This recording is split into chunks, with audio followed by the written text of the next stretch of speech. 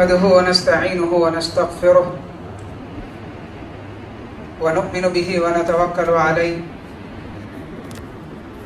ونعوذ بالله من شرور أنفسنا ومن سيئات أعمالنا من يهده الله فلا مضل له ومن يضلل فلا هادي له ونشهد أن لا إله إلا الله ونشهد أن محمدا عبده ورسوله أما بعد فإن خير الحديث كتاب الله وخير الهدي هدي محمد صلى الله عليه وسلم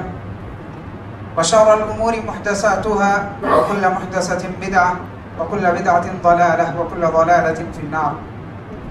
أعوذ بالله من الشيطان الرجيم. بسم الله الرحمن الرحيم. يا أيها الذين آمنوا اتقوا الله حق تقاته ولا تموتن إلا وأنتم مسلمون. وقال تعالى: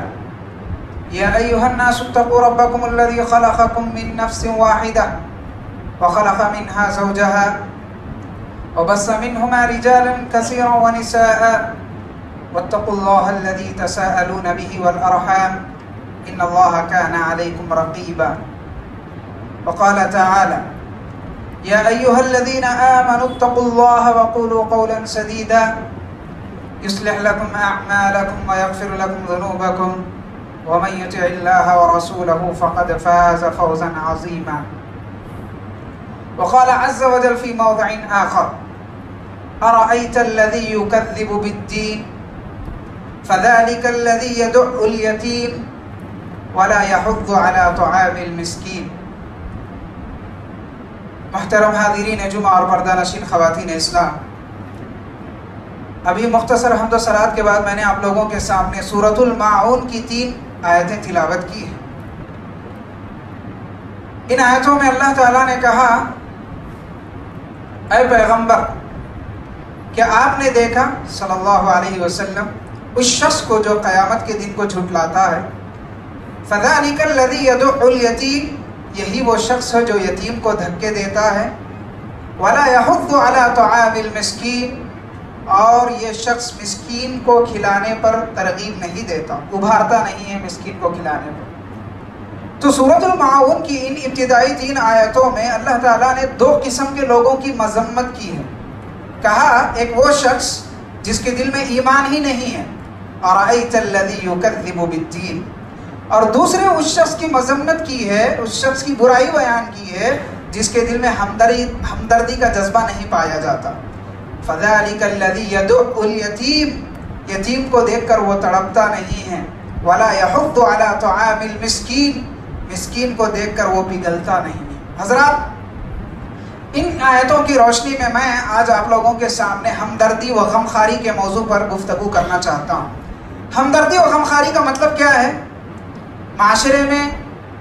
جو غریب ہوتے ہیں، جو محتاج ہوتے ہیں، جو مجبور ہوتے ہیں، جو لاچار ہوتے ہیں، جو ضرورت مند ہوتے ہیں، جو مصیبت زدہ ہوتے ہیں، ان لوگوں کے ساتھ اظہار ہمدردی کرنا،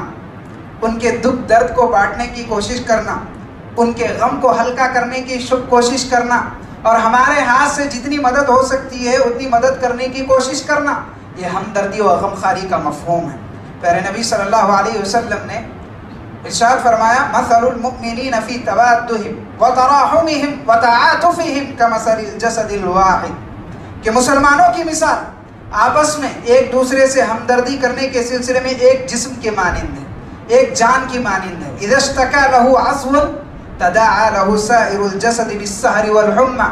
کہ جسم کے کسی ایک حصے کو، جسم کے کسی ایک عضو کو، جسم کے کسی ایک پارٹ کو جب تکلیف ہوتی ہے، جب درد ہوتا ہے، تو سارا جسم اس تکلیف کو محسوس کرتا ہے۔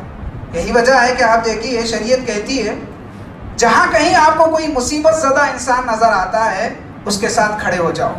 اس کی مدد کرو، اس کے غم کو بانٹنے کی کوشش کرو۔ شریعت نے کہا کوئی بیمار ہے، ہمارے سماج میں معاشرے میں کوئی بیمار ہے، اس کی عیادت کرو، اس کے پاس جاؤ۔ اگر تم اپنے مریض بھائی کی عیادت کرو گے، صبح جاؤ گے شام تک 70,000 فرشتے تمہارے لیے دعا کریں گے، شام میں جاؤ گے تو صبح تک 70,000 فرشتے تمہارے لیے دعا کریں گے۔ کوئی مر جاتا ہے، کسی مسلمان کا انتقال ہو جاتا ہے، تو شریعت کہتی ہے نماز جنازہ میں شرکت کرو، نماز جنازہ میں شریک رہو، نماز جنازہ میں شریک ہو کر اپنے بھائی کا حق ادا کرو، اور تدفین سے فارغ ہونے کے بعد میت کے جو گھر والے ہیں ان سے ملو، گھر والوں کو تسلی کے دو بول بولو، ان کے غم کو ہلکا کرنے کی کوشش کرو، ان کے غم کو بانٹنے کی کوشش کرو۔ شریعت کہتی ہے تمہارے اڑوس پڑوس میں، تمہارے سامنے، تمہاری نظروں کے سامنے کوئی بھوکا ہے، کوئی بھوکا ہے تو تمہارے مومن ہونے کا تقاضا یہ ہے کہ اس کی بھوک کو مٹانے کی کوشش کرو، اس کی پیاس کو بجھانے کی کوشش کرو۔ آپ صلی اللہ علیہ وسلم نے فرمایا لیس المؤمن الذی یشبع وجاؤہ جائع، پیارے نبی صلی اللہ علیہ وسلم نے فرمایا وہ شخص مومن نہیں ہے، وہ شخص مسلمان نہیں ہے جو خود تو پیٹ بھر کر کھا رہا ہے، جو خود تو خوب مزے لے رہا ہے، اور صورتحال یہ ہے کہ اس کا پڑوسی بھوکا ہے، پڑوس میں کوئی مجبور ہے جس کے گھر چولہا نہیں جل رہا ہے، پڑوس میں کوئی مصیبت زدہ ہے جس کے بچے بھوک سے بلبلا رہے ہیں، پڑوس میں کوئی ایسا پریشان حال ہے جس کے گھر میں چولہا صحیح طریقے سے نہیں جل رہا ہے، اور میں ان کے جذبات کا خیال نہ رکھتے ہوئے ان کے سامنے اچھا کھا رہا ہوں، اچھا پی رہا ہوں، اچھا پہن رہا ہوں، مزے کی زندگی گزار رہا ہوں۔ شریعت کہتی ہے مجبوروں کی مجبوری کا جس دل کے اندر درد نہ ہو، مجبوروں کی مجبوری کا درد جس دل میں نہ ہو، وہ شخص مومن کہلانے کا حق نہیں رکھتا۔ لیس المؤمن الذی یشبع وجاؤہ جائع، پیارے نبی صلی اللہ علیہ، آپ دیکھیے پیارے نبی صلی اللہ علیہ وسلم نے اس سلسلے میں مجھ کو اور آپ کو کتنا حساس مزاج دیا ہے۔ پیارے نبی صلی اللہ علیہ وسلم اپنے ایک جلیل القدر صحابی حضرت ابو ذر غفاری رضی اللہ عنہ کو نصیحت کرتے ہوئے کہتے ہیں، کیا کہتے ہیں؟ یا ابا ذر اذا طبخت مرقۃ، تعلیم بہت چھوٹی ہے، تعلیم بہت چھوٹی ہے، لیکن اگر میں اور آپ غور کریں گے اس تعلیم پر تو دیکھیے کیا اہم پیغام دیتی ہے یہ تعلیم۔ اذا طبخت مرقۃ فاکثر معها وتعاهد جیرانک، جب تم سالن بناؤ، اچھا کھانا بناؤ، جب تم شوربہ بناؤ، اس سالن کی کوالٹی کو کم کر کے تھوڑا پانی ملا دو، اس گاڑے سالن کو تھوڑا پتلا کر دو، اور اپنے پڑوسی کا بھی خیال رکھو، سالن کو پتلا کر کے اس کی کوانٹٹی کو بڑھا دو، اور بڑھا کر جو ہے پڑوس کا بھی خیال رکھو۔ دیکھیے حضرات، پیارے نبی صلی اللہ علیہ وسلم اپنے سینے میں بڑا درد مند دل رکھتے تھے۔ آپ صلی اللہ علیہ وسلم، آپ صلی اللہ علیہ وسلم کے دل کی دھڑکن میں معاشرے کے کمزوروں، ناداروں، مجبوروں اور ضعیفوں کا درد ہوا کرتا تھا۔ آپ صلی اللہ علیہ وسلم کسی بھی مجبور انسان کو دیکھتے، کسی بھی مصیبت زدہ انسان کو دیکھتے تو غم زدہ ہو جاتے، بے چین ہو جاتے، پریشان ہو جاتے، تڑپ جاتے، اور اس کے مسائل کو حل کرنے کی کوشش کرتے، اور اپنے ہاتھ سے جتنی مدد ہو سکتی ہے اتنی مدد کرنے کی آپ صلی اللہ علیہ وسلم کوشش کیا کرتے تھے۔ اگر آپ پیارے نبی صلی اللہ علیہ وسلم کی حیات طیبہ کو، پیارے نبی صلی اللہ علیہ وسلم کی سیرت کو اس ناحیت سے پڑھیں گے، بے شمار مثالیں آپ کو ملیں گی، بے شمار مثالیں آپ کو ملیں گی۔ دیکھیے ایک مرتبہ مسجد نبوی میں کچھ اجنبی لوگوں کا وفد، کچھ اجنبی لوگوں کی جماعت، قبیلہ مضر کے کچھ لوگ مسجد نبوی میں آئے، اور ان کی غربت کہیے، ان کی ناداری کہیے، ان کی غربت اور ان کی ناداری کا یہ عالم تھا، کپڑے پھٹے ہوئے ہیں، کپڑے پھٹے ہوئے ہیں۔ آپ صلی اللہ علیہ وسلم کو ان کی غربت اور ناداری دیکھی نہیں گئی۔ آپ صلی اللہ علیہ وسلم کا چہرہ غم سے جو ہے بدل گیا۔ آپ صلی اللہ علیہ وسلم نے ایک صحابی سے کہا کہ فوراً اعلان کرو کہ سارے لوگ مسجد میں جمع ہو جائیں۔ اعلان کیا گیا، سارے لوگ مسجد میں جمع ہو گئے۔ پیارے نبی صلی اللہ علیہ وسلم نے صدقہ اور خیرات پر تقریر کی، صدقہ اور خیرات پر ابھارا، اور کہا کہ آج تمہارے کچھ مجبور بھائی آئے ہوئے ہیں، آج تمہارے کچھ مصیبت زدہ بھائی آئے ہوئے ہیں، ان کی مدد کرو۔ صحابہ کرام جس کے پاس جو چیز میسر تھی وہ لا کر دینے لگے، جس کے پاس جو چیز تھی وہ لا کر دینے لگے، جس کے پاس جو سہولت تھی وہ لا کر دینے لگے۔ راوی حدیث کہتے ہیں، اس حدیث کو روایت کرنے والے راوی کہتے ہیں، اس حدیث کو بیان کرنے والے راوی کہتے ہیں کہ دیکھتے ہی دیکھتے مسجد نبوی میں کپڑوں کا اور غذائی اجناس کے ایک بہت بڑے ڈھیر جمع ہو گئے، ایک بہت بڑے ڈھیر جمع ہو گئے۔ پیارے نبی صلی اللہ علیہ وسلم کا چہرہ خوشی سے لہلہا اٹھا، پیارے نبی صلی اللہ علیہ وسلم خوش ہو گئے۔ حضرات ہمارے سامنے کتنے مجبور ہوتے ہیں، ہمارے سامنے کتنے لاچار ہوتے ہیں، ہمارے سامنے کتنے مصیبت زدہ ہوتے ہیں، کتنے مجبوروں سے ہم گزرتے ہیں، کتنے لاچاروں سے ہم گزرتے ہیں، کتنی مصیبت زدہ لوگوں سے ہم گزرتے ہیں۔ کیا ہم نے کبھی ان کے دکھ درد کو محسوس کیا؟ کیا ہم نے کبھی ان کی تکلیف کو محسوس کیا؟ یہ سوال ہے جو ہر شخص کو اپنے ضمیر سے پوچھنا چاہیے، ہر شخص کو اپنے دل سے پوچھنا چاہیے۔ حضرت جابر رضی اللہ عنہ فرماتے ہیں کہ میرے والد ایک جنگ میں شہید ہو گئے، جنگ کرتے کرتے شہید ہو گئے، جن کا نام تھا عبداللہ بن حزام الانصاری رضی اللہ عنہ۔ حضرت جابر کہتے ہیں کہ میرے والد ایک جنگ میں شہید ہو گئے، پیارے نبی صلی اللہ علیہ وسلم نے مجھے دیکھا کہ میں غم زدہ ہوں، مجھے دیکھا کہ میں جو ہے غمگین ہوں، چہرہ اترا ہوا ہے۔ آپ صلی اللہ علیہ وسلم نے حضرت جابر رضی اللہ عنہ سے پوچھا، جابر بتاؤ کیوں غم زدہ ہو، کیوں چہرہ تمہارا اترا ہوا ہے؟ تو حضرت جابر رضی اللہ عنہ نے کہا، یا رسول اللہ ان ابی استشہد، اے اللہ کے رسول میرے والد جنگ میں شہید ہو چکے ہیں، میرے والد کو جنگ میں شہادت نصیب ہوئی ہے، اور میرے والد میری سرپرستی میں 9 بہنیں چھوڑ کر گئے ہیں، 9 بہنوں کی ذمہ داری میرے سر پر آ گئی ہے، اور 9 بہنوں کی ذمہ داری کے ساتھ ساتھ میرے والد کا کچھ قرضہ بھی میرے سر پر آ گیا ہے، اس لیے میں بہت دکھی ہوں، بہت تکلیف میں ہوں۔ آپ صلی اللہ علیہ وسلم نے ان کو دلاسا دیتے ہوئے، ان کو تسلی دیتے ہوئے کہا کہ اے جابر، کیا تمہیں معلوم ہے، کیا تمہیں پتہ ہے، کیا تمہیں اس بات کا علم ہے کہ اللہ تعالیٰ نے اور سارے شہداء سے، اور بہت سارے شہداء سے پردے کی آڑ میں بات کی، لیکن اللہ رب العالمین نے تمہارے والد سے بغیر پردے کے بات کی، بغیر حجاب کے بات کی، کسی چیز کا آڑ نہیں تھا، نہ کوئی پردہ تھا، نہ کوئی فرشتہ تھا، بغیر وسیلے کے اللہ تعالیٰ نے تمہارے والد سے بات کی۔ کلم اباک کفا، روایت کے الفاظ ہیں کہ آپ صلی اللہ علیہ وسلم حضرت جابر رضی اللہ عنہ سے کہتے ہیں کہ جابر، اللہ تعالیٰ نے تمہارے والد سے بغیر حجاب کے، بغیر پردے کے، بغیر کسی آڑ کے، اللہ تعالیٰ نے تمہارے والد سے گفتگو کی۔ دیکھیے حضرت جابر فرماتے ہیں کہ آپ صلی اللہ علیہ وسلم کی ان جملوں سے مجھے بڑا حوصلہ ملا، آپ صلی اللہ علیہ وسلم کے ان جملوں سے بڑی ہمت ملی۔ یاد رکھیے حضرات، مجبور ہمیشہ آپ سے پیسہ نہیں چاہتا، مجبور آپ سے ہمیشہ کھانا نہیں مانگتا، مجبور آپ سے ہمیشہ مدد نہیں مانگتا، مجبور انسان وہ بھوکا ہوتا ہے، محبت کا بھوکا ہوتا ہے، مجبور انسان وہ شفقت کا بھوکا ہوتا ہے۔ اگر آپ کے پاس دینے کے لیے کچھ نہیں ہے تو کوئی بات نہیں، محبت کی گفتگو کر کے بھیج دو، میٹھی گفتگو کر کے بھیج دو، اس کا دل بھر جائے گا، اس کا پیٹ بھر جائے گا۔ اور یاد رکھیے، یہ بات یاد رکھیے، آپ مجبور صرف وہ نہیں ہے جو لوگوں کے سامنے آ کر ہاتھ پھیلاتا ہے، ضرورت مند صرف وہ نہیں ہے جو لوگوں کے سامنے اپنے ہاتھ کو دراز کرتا ہے، سوال کرتا ہے۔ بہت سارے مجبور ایسے ہوتے ہیں، بہت سارے ضرورت مند ایسے ہوتے ہیں جو اپنی خودداری کی حفاظت کرتے ہیں، جو اپنی انا کی حفاظت کرتے ہیں، جو اپنی سیلف ریسپیکٹ کو کھوتے نہیں ہیں، وہ لوگوں کے سامنے آ کر ہاتھ نہیں پھیلاتے ہیں۔ لیکن ہمیں جاننا ہے، ہمیں دیکھنا ہے، ہمیں ان کو پہچاننا ہے، کیونکہ ایک جو مومن ہوتا ہے وہ صاحب بصیرت ہوتا ہے، وہ صاحب علم ہوتا ہے، وہ صاحب فراست ہوتا ہے، وہ جان لیتا ہے، اللہ تعالیٰ نے اس کو جو عقل دی ہے، اس عقل کی روشنی میں وہ جان لیتا ہے کہ یہ ضرورت مند ہے، یہ محتاج ہے، یہ مصیبت زدہ ہے، اس کی مدد کرنی چاہیے۔ اس لیے آپ دیکھیے قرآن مجید میں اللہ تعالیٰ نے اہل ایمان کی جو صفات ہے، جو کوالٹیز ہیں، اللہ تعالیٰ نے جو بیان کی ہیں، ان میں سے ایک بیان کی ہے وَفِي أَمْوَالِهِمْ حَقٌّ مَعْلُومٌ، وَفِي أَمْوَالِهِمْ حَقٌّ مَعْلُومٌ لِلسَّائِلِ وَالْمَحْرُومِ۔ اہل ایمان اپنے مال کو مجبوروں کو دیتے ہیں، کس کو دیتے ہیں؟ مانگنے والے کو بھی دیتے ہیں، لِلسَّائِلِ جو مانگتا ہے، یہاں پہ ٹھہرا ہوا ہے، مسجد کے باہر ٹھہرا ہوا ہے، ہوٹلوں کے پاس ٹھہرا ہوا، وہاں ٹھہرا ہوا ہے، یہاں ٹھہرا، لِلسَّائِلِ جو سائل ہے، جو آپ کے سامنے ہاتھ دراز کر رہا ہے، جو آپ کے سامنے ہاتھ پھیلا رہا ہے، اس کو بھی دیتے ہیں۔ والمحروم، محروم سے مراد کون ہے؟ جو اپنی خودداری کی وجہ سے آپ کے سامنے ہاتھ نہیں پھیلاتا،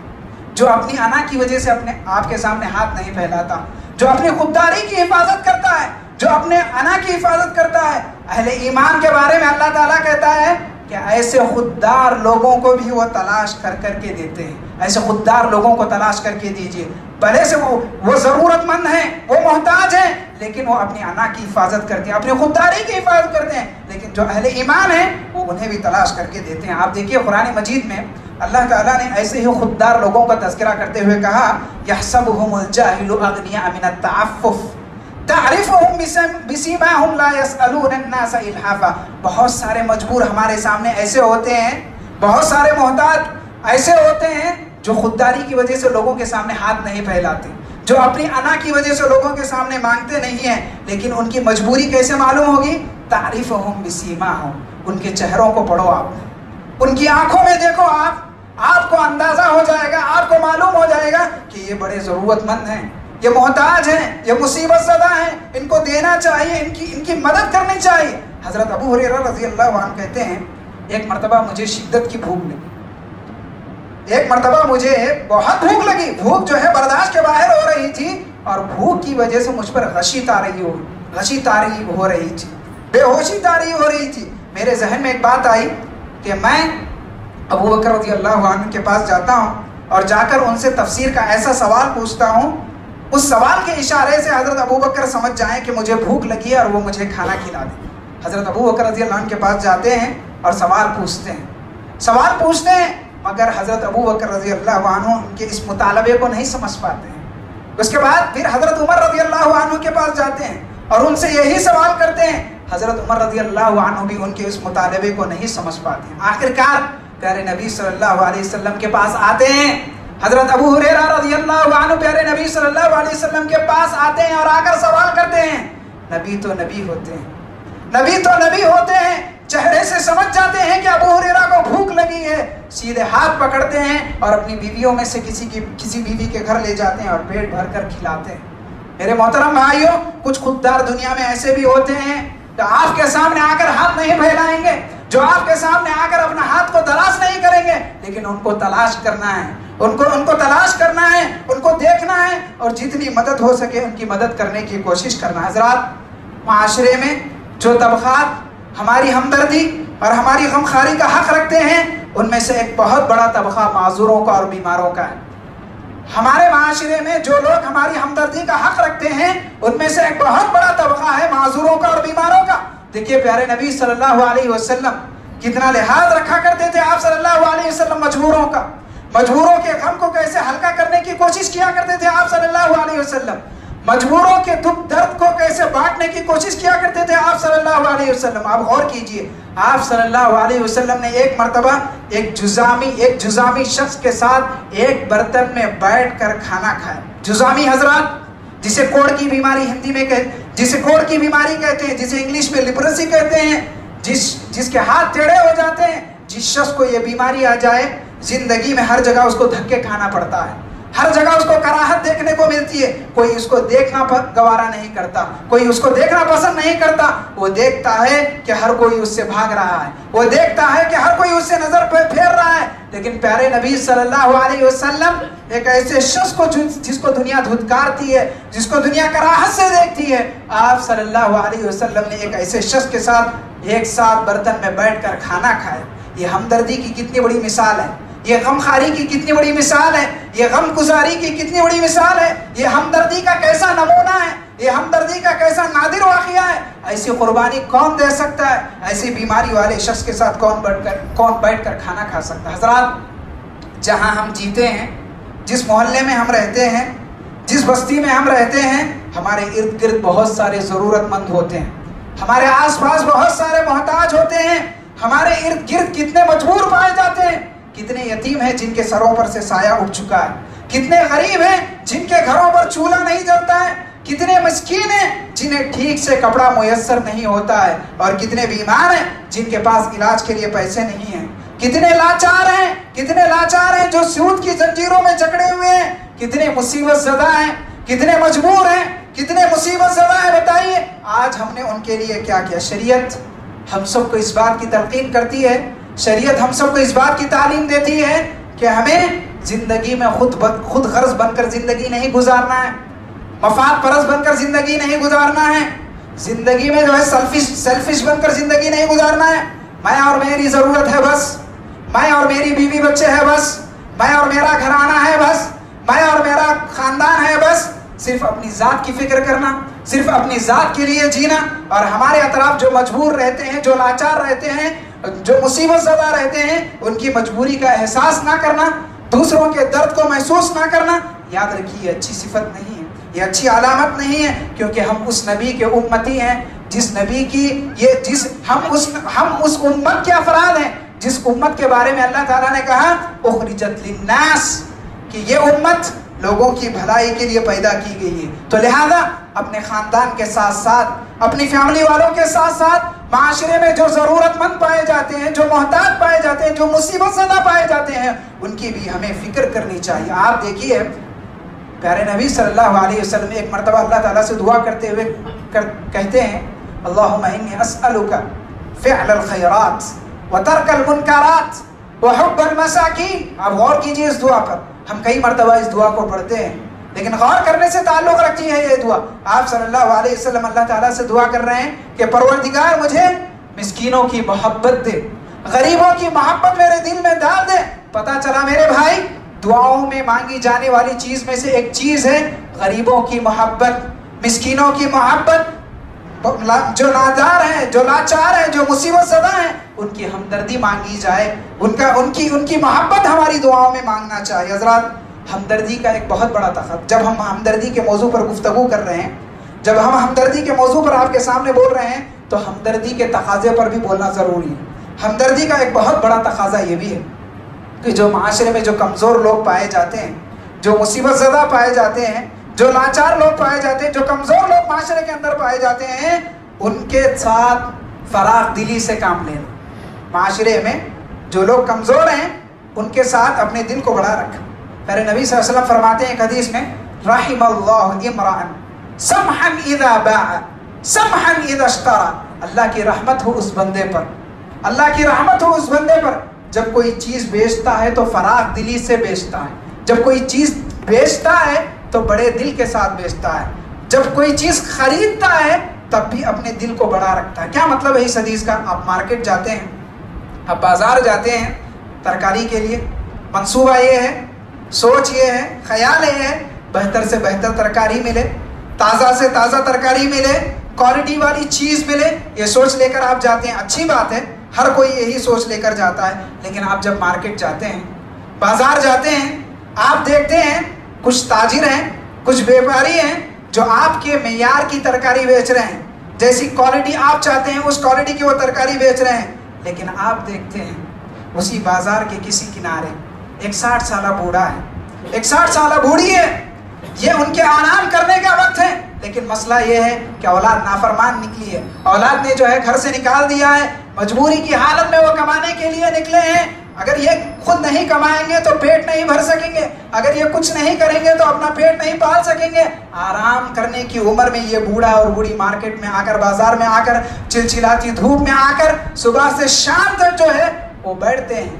ترکاری بیچتے ہیں. اور یقیناً بڑے بڑے کاروباریوں کے پاس جس قسم کی کوالٹی ہوگی وہ کوالٹی تو ان کے پاس نہیں ہوگی, وہ چیز تو ان کے پاس نہیں ہوگی. فراخ دلی یہ ہے میرے بھائیوں, ہمدردی کا تقاضا یہ ہے کہ آپ اپنی کوالٹی میں کمپرومائز کریں, آپ اپنی کوالٹی میں کمپرومائز کریں, آپ قربانی دو, جاؤ اس بوڑھا اور بوڑھی کے پاس سے کچھ چیز خریدو. بھلے سے آپ کی ترکاری میں 2-3 سڑے ہوئے ٹماٹر آ جائے کوئی بات نہیں, بھلے سے آپ کی بھاجی میں کچھ بھاجی سڑی ہوئی آ جائے کوئی بات نہیں, لیکن خریدو ضرور. ایسے لوگوں سے, ایسے مجبور لوگوں سے خریدو ضرور, کیونکہ یہ مومنانہ کردار ہے, یہ ہمدردی و خیر خواہی کا بہت بڑا درجہ ہے. اسی طرح سے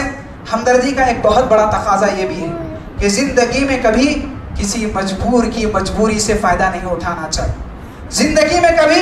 کسی مجبور کی مجبوری سے فائدہ نہیں اٹھانا چاہیے. مجبوری کا جو وقت ہوتا ہے وہ مدد کا وقت ہوتا ہے. سامنے والا اگر مجبور ہے تو اس کی مجبوری سے ہرگز فائدہ نہیں اٹھانا چاہیے. آج سامنے والا مجبور ہے, آج آپ اس کی مجبوری سے فائدہ اٹھاؤ گے, کل یہی مجبوری یا اس سے بڑی مجبوری آپ کی زندگی میں آ سکتی ہے. کل یہی مجبوری یا اس سے بڑی مجبوری آپ کی زندگی میں آ سکتی ہے. اس لیے زندگی میں یاد رکھیے کبھی کسی مجبور کی مجبوری کا غلط فائدہ ہرگز نہیں اٹھانا چاہیے. مثلا ایک شخص ہماری جان پہچان کا ہے, ہمارا اڑوس پڑوس ہے, ہمارا رشتہ دار ہے, ہسپتال میں اس کا کوئی لڑکا یا اس کی کوئی لڑکی یا اس کی بیوی ایڈمٹ ہے, بڑا لمبا چوڑا خرچ ہے, 8 سے 10 لاکھ روپیوں کا خرچ ہے, اس کو کہیں سے پیسہ نہیں مل رہا ہے. وہ ہمارے پاس آتا ہے اور کہتا ہے مجھے پیسوں کی ضرورت ہے, مجھے پیسوں کی ضرورت ہے, میرے پاس ایک زمین ہے اس کی قیمت ہے 20 لاکھ, آپ اس کو خرید لو اور پیسہ مجھے دے دو, مجھے پیسوں کی سخت ضرورت ہے. ہم دیکھ رہے ہیں کہ وہ مجبور ہے, ہم دیکھ رہے ہیں کہ مجبوری کے عالم میں وہ جو ہے اپنی چیز بیچ رہا ہے. ہم کہتے ہیں کہ 12 لاکھ روپے دوں, ہم کہتے ہیں کہ 12 لاکھ روپے دوں گا. ہمارا دل گواہی دے رہا ہے, ہمارا ضمیر گواہی دے رہا ہے کہ وہ 20 لاکھ کی زمین ہے, مگر ہم دیکھ رہے ہیں کہ وہ مجبور ہے, مجبوری کے عالم میں وہ بیچ رہا ہے. اب اس کو پیسوں کی سخت ضرورت ہے, ہم اس کی مجبوری سے فائدہ اٹھانا چاہتے ہیں, ہم اس کی مجبوری کا غلط فائدہ اٹھانا چاہتے ہیں. یاد رکھیے میں مومن نہیں رہوں گا, میں مسلمان نہیں رہوں گا اگر میں کسی مسلمان کی مجبوری کا غلط فائدہ اٹھاؤں. اور یاد رکھیے آپ اس چیز کو، کسی مجبور کی مجبوری سے اٹھایا جانے والا فائدہ وہ ہمیشہ برکت سے خالی رہتا ہے، کسی مجبور کی مجبوری سے اٹھایا جانے والا فائدہ وہ ہمیشہ برکت سے محروم رہتا ہے۔ پیارے نبی صلی اللہ علیہ وسلم نے کیا اہم تعلیم دی، الدین النصیحہ، بڑی جامع تعلیم، بہت اہم تعلیم کہ دین خیر خواہی کا نام ہے، دین خیر خواہی کا نام ہے۔ دین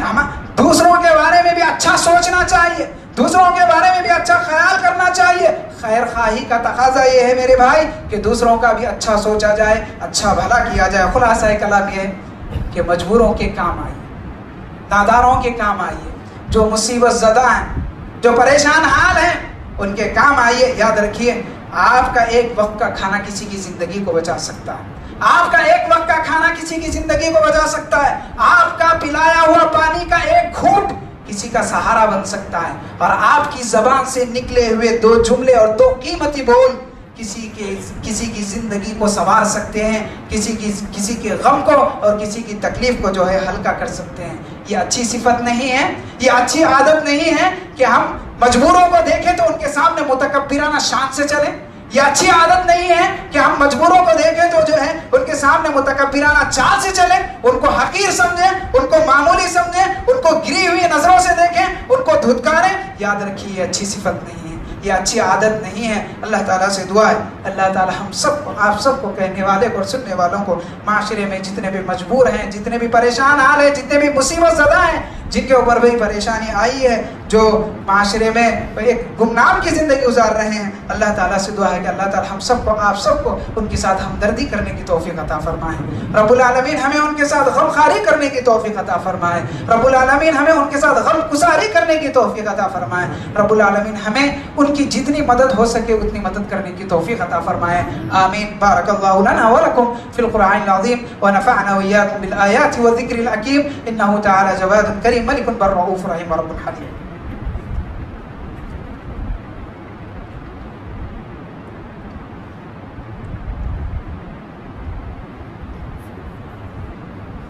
إن الحمد لله نحمده ونستعينه ونستغفره ونؤمن به ونتوكل عليه ونعوذ بالله من شرور أنفسنا ومن سيئات أعمالنا من يهده الله فلا مضل له ومن يضلل فلا هادي له ونشهد أن لا إله إلا الله ونشهد أن محمدا عبده ورسوله أما بعد أعوذ بالله من الشيطان الرجيم بسم الله الرحمن الرحيم إن الله وملائكته يصلون على النبي يا أيها الذين آمنوا صلوا عليه وسلموا تسليما اللهم صل على محمد وعلى آل محمد كما صليت على إبراهيم وعلى آل إبراهيم إنك حميد مجيد اللهم بارك على محمد وعلى آل محمد كما باركت على إبراهيم وعلى آل إبراهيم إنك حميد مجيد اللهم انصر من نصر دين محمد صلى الله عليه وسلم واجعلنا منهم آمين واغزل من خذل دين محمد صلى الله عليه وسلم ولا تجعل معهم آمين عباد الله رحمني ورحمكم الله إن الله يأمر بالعدل والإحسان وإيتاء ذي القربى وينهى عن الفحشاء والمنكر والبغي يعظكم لعلكم تذكرون